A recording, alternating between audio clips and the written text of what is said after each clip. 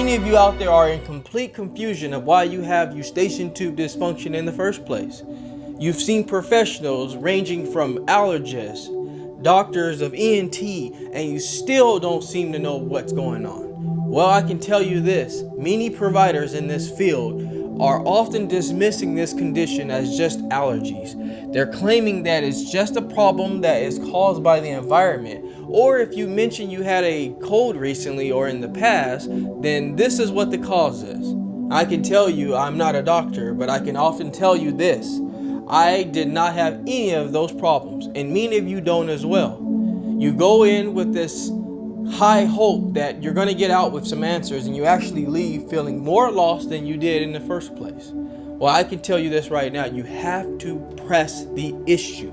Do not let this professional just dismiss you, because what happens is that first visit turns into the second visit and a third and a fourth and a fifth, and it just keeps going on and on and on, and you're getting more and more frustrated. Then after this problem, you develop anxiety, and now you have anxiety to deal with.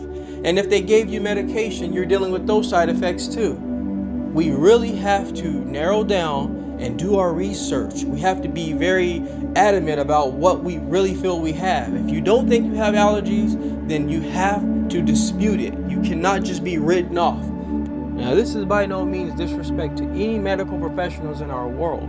We all are quite aware that doctors, nurses, and specialists are extremely busy taking care of patients, and the numbers continue to climb. But you have to be direct, you have to be aggressive in your research. When you go into these visits, you have to let that professional know exactly what you tried. And if they're trying to suggest things that you feel in your heart are not the best responses for you, you need to speak up and tell them, I don't think this is going to work for me.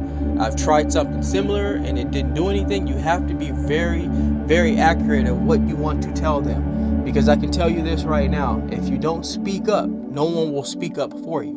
When I went into the visit, I was highly educated at what I was dealing with. That professional knew that I didn't just stumble across this issue a couple of days before and now I'm complaining. See, a lot of professionals are dealing with patients all day, and some of them are going into these visits barely receiving any symptoms about something they're dealing with, and they just started going into the doctor the minute they felt something in their body.